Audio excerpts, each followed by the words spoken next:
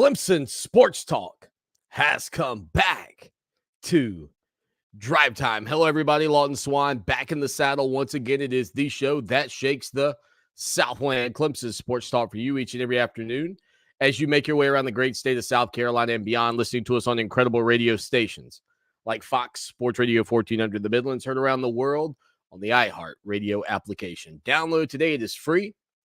The website, put the .com on it. Doggone it, that's Clemson Sports Talk.com. 803-450-0086. The best way to text us, leave us a message if you want to be a part of the show. That's the simple way. And we occasionally go live here like we're doing now on social media. We've got a lot of other content over on the website as well, where right now $1 gets you in the door for 3 months. Check out all the recruiting coverage. You're not going to beat the price, $63.17 for a year. And, of course, we love that because it's a casual reminder to Gamecock fans. So you could continue to peek over the fence at the best radio show in the nation. Of that 2003 score in Williams-Brice Stadium. So 1 year after your 3-month trial is over, $63.17. Go check it out for $1 and see what you think. And after 3 months, if you say, man, I think I've got my $63.17's worth already, then buckle up and sign up with us over on the website. All right, so the Durham Rebound edition tonight, the Clemson Tigers will take on the Louisville Cardinals in Little John Coliseum. And look, we talked about this yesterday, and I want to hear from you, Tiger fans. So if you're with us, your level of frustration, keep it radio clean, your thoughts on the way things took place in Durham. We've got Tim Beret coming up on Thursday. Tim Beret called it one of the 5 worst officiated games in his 46 years covering Clemson. So, or being a part of Clemson coverage. So I would say to you that Thursday show is going to be a gem as we get a chance to talk with Tim Beret. Yesterday, William Qualkenbush came in like Randy Savage off the top rope. Oh, yeah. I mean, he was fired up in hour number 2. So if you missed it, catch the podcast. And we podcast every edition of the program. Typically, the podcast comes up on the website a day or two behind schedule. That has nothing to do with like some kind of, I wish I could tell you it was, oh, well, the RSS feed wasn't speaking to the HTML. I can't say that, okay? That's not how it happened. That's just me having a lot going on. So it's not the RSS feed. It's not the HTML. All right, stop it. That's enough. I can't take it anymore. You're not even making sense. You're just saying words. Okay, it's me. Is that easy enough for you? So that's the way it goes. But I want to hear your reaction to what took place in Durham. You know, here's a couple of things. Having some time to break it down and digest a little bit, kind of marinate in the pain and agony of another loss that can certainly come across feeling unjustified with the way Clemson's played. I go back to the end of the game, and I think about the foul that was called on Josh Beadle. And that's the moment where everybody really begins to get up in arms, and rightfully so. That was a play that I think if you reversed the venues, if you reversed the teams in terms of who's got the ball, I'm not sure Clemson gets that call. But I do want to say that when Clemson did have the ball on their final offensive possession before the long inbounds play, they did get a call. And I think it was the right call in that moment. And I think about the fact that you had P.J. Hall just barely not be able to get that ball to roll up over the lip of the rim and fall in, which would have given Clemson a 2-point cushion, likely forcing Duke to probably shoot a 3-pointer. I kind of tend to believe that in a circumstance like that, the Blue Devils, kind of knowing their moxie, kind of knowing home court, are probably going to shoot a 3-pointer. And I'll be honest with you, had that been the same scenario, the whole 7-point whatever second, 7.8, whatever was left in the game, while they're bringing the ball up the court and moving it around, I would have thought, well, they're about to sink some kind of miracle. I mean, that was how I went into the final possession. I thought, well, they're going to figure out a way to get a foul. And as I said here on the program yesterday, probably the thing that bothered me more than anything about the foul call at the end, because Clemson had just benefited from a foul call, was the fact that if you were going to call, look, there's plenty of off arm, right? The kid, Proctor, whatever his name is, was using his off arm, pushing away Beetle. But I thought Beetle reached in on the initial drive when the kid started to try to break him down. And I thought to myself, watching him, I'm like, well, there it is. They're going to call a foul on the floor, and they didn't. Like, to me, I go back to that moment. Like, if you're not going to call that moment, whether you're calling the offense initiating contact or not, is neither here nor there. When you call it a little chippy, cheap thing versus maybe something that was a little bit more egregious. So I know Brad Brownell, we played the audio yesterday, incredibly frustrated. You could tell Joe Girard was incredibly frustrated. And as I said yesterday, I think that is a big indicator for Clemson fans about the way Girard, and look, if you're a competitor, if you play competitive sports, it doesn't matter. When I was growing up, man, I mean, look, we're going to go way back here when I was playing like rec league basketball for Williams Lawn and Garden with a bag of Purina on the jersey, or through the time when I'm playing in high school up until trying out for the basketball team at Clemson to playing many days over in Fike. And so when I think about the competitive nature that you have, it really doesn't matter who you play for, right? It doesn't really matter if you've got that fire internally. But I'll tell you this, it matters to the fans, especially in an era where it feels like, you remember the old cartoons when we were growing up, and you had like, I guess the guys that rode trains or something, where they called like hobos back in the day. And you'd have a little knapsack with a stick with a little bag tied on it. Like, that's kind of what college sports feels like now. Like when you used to roll into college, you rolled in with all your stuff. Now, man, if you're an athlete, you might as well just have that little bag, that little stick with a handkerchief or whatever it is tied on the end, because you just pack it up and go. So in an era where people don't have this great loyalty per se to players as much as they once did, I think for Clemson fans to have a new guy come in from Syracuse and you see his fire in that moment, I think you go, like that guy. Matter of fact, I think my sister texted me. She said, oh, she's been a big Ian Shefflin fan this year, by the way. She said, oh, I like Joe Girard, getting after it. It was kind of reminded you a little bit of maybe how you felt about Rick Barnes when in the Atlantic Coast Conference, Barnesy, as I affectionately called him during his time at Clemson, and many of you may have as well, Barnesy was just a young head coach trying to make his way, coming down from Providence. He has this slab five, these guys that shouldn't win a game, and gets them to play with incredible passion. Then my freshman year, Clemson brings in like 7 guys, including Terrell McIntyre, Tom Wyman, Harold Jameson, Andres Jakunas, Tony Christie. And there's not just an influx of talent, but there's a lot of, expectations around the program. But you had cornerstone coaches like Mike Krzyzewski and Dean Smith. And what did Barnes do? Stood up to Dean Smith. And, a lot of times here on the program, I talk to you guys about being a North floor guy for life. Well, I was looking the other day, I actually had a friend of mine reach out to me. She said, hey, do you have that photo when we were on the North floor against Duke? And I said, I think I can dig it up. And fortunately, even though they're going out of business, I guess, Sports Illustrated, they still have their archives up, and I was able to go in and snag it.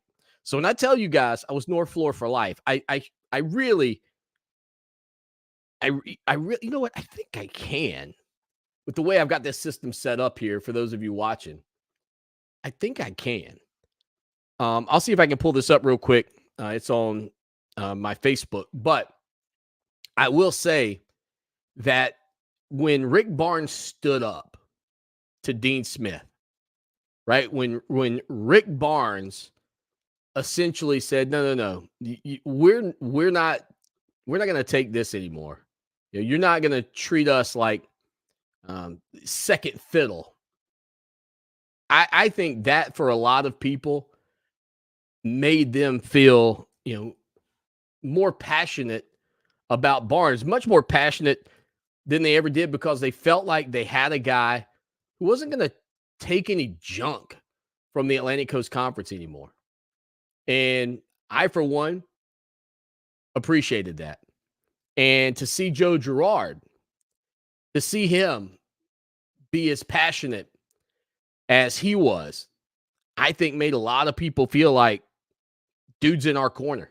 He's not just the guy with the knapsack on his back. He came to lock in. So here we go. There he is. Look at the young, spry Swanee there with hair. That's from Sports Illustrated back in 1998. I don't know if I can zoom that in anymore. Let's say, oh, there he is. Look at that guy. Look at the hair on that kid. Right here. Crazy Jim over here. Always had the net. Jim's doing good. I talked to him. A super fan over here on the far right. You can't really see super fan. Dale, my buddy Dale's right there. This is Leslie. She went to high school with me. She was hanging out. And so that's one of the pictures that I was in during that game. But, that was what Barnes brought to the table. That's how he made you feel. He made you, truly buy into it. And Joe Girard's clearly got that passion, and now people are buying in to Joe Girard after he kind of like he was going after an official after that game. But Clemson got hosed. There's no doubt about it. But I still think, looking back at it, the two most egregious calls of the game was not the final call. That was a bad call. I think you should let them play it out. But the technical foul is the one that really still gets under my skin. It's early in the game. Clemson's got a lot of momentum at that point. Jack Clark picks up his second foul and has to go to the bench. And maybe more than anything, you think about, again, for all the Duke, the Duke hype machine, if you will, is still out there. For those people who are like, well, Clemson, you're just crying about this loss and so on and so forth. I'll say this. What would you have had Jack Clark do in that moment?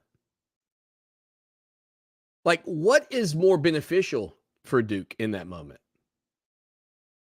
Because part of the reason that you would catch a ball coming out of the net the way Jack Clark did. Now, his is a little different because he's jumping towards the rim, trying to go for like a follow-up jam, tip in, an offensive rebound, whatever.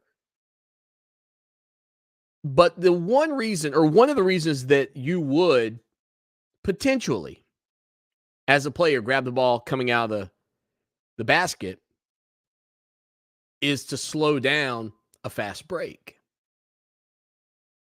And that's why you get hit with a delay of game. You get told by the officials, don't touch the ball as it comes through the net. And then the second time it would be a technical foul if you tried to do that. And that's a strategy that people used for years when they were traditionally playing against a team that was playing up tempo.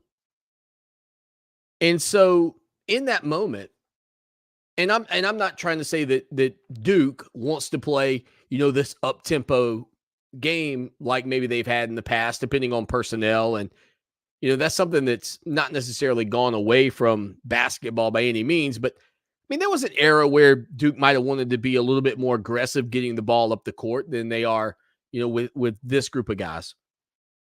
But if you wanted to get the ball up the court, what would you want Jack Clark? You would say, I'd want him to give it to one of our players as quickly as possible. Yeah, right? And that's exactly what happened. That's exactly what happened. Jack Clark, the ball kind of hits him in his chest as he's coming down. He grabs it, hands it to the Duke guy, and off we go. We're off to the races. Jack Clark's going to have to sprint back. If Clark gives it to the official, which he has every right to do in that moment, that slows Duke down. That's probably the smarter play. But Clark was not trying to do anything with malice. Clark wasn't trying to shove the ball into the Duke player's chest. Clark was just handing the guy the ball. like an Amazon package. Here you go. It's been delivered. And the next thing you know, the technical foul gets called. And it certainly in the moment took some momentum from Clemson. But by the end, it's like a death by 1,000 cuts. And you get beat by one. And you look back at that moment, and there's one of the points that ultimately makes that not a game that goes to overtime, not a final possession where maybe Duke's down 2 and wants to shoot a 3. It becomes a play where Duke can drive and create and get the cheap foul call. Anyway, that one, and then the other one was, I think, was the foul on R.J. Godfrey. And again, it was a case where, Duke looked like Sir Laurence Olivier out there acting. Kid comes around off of the handoff. Oh, it looked like he got hit by a truck. He just flails his head back, and the referee blew the whistle. And here's the thing. And this is what really, if you've ever officiated, if you know anything about officiating, you should not assume or presume a whistle in advance of it happening. No call that's made on the court should be made as a presumptive call, like, oh, I think that's what just happened. Calls need to be made with certainty.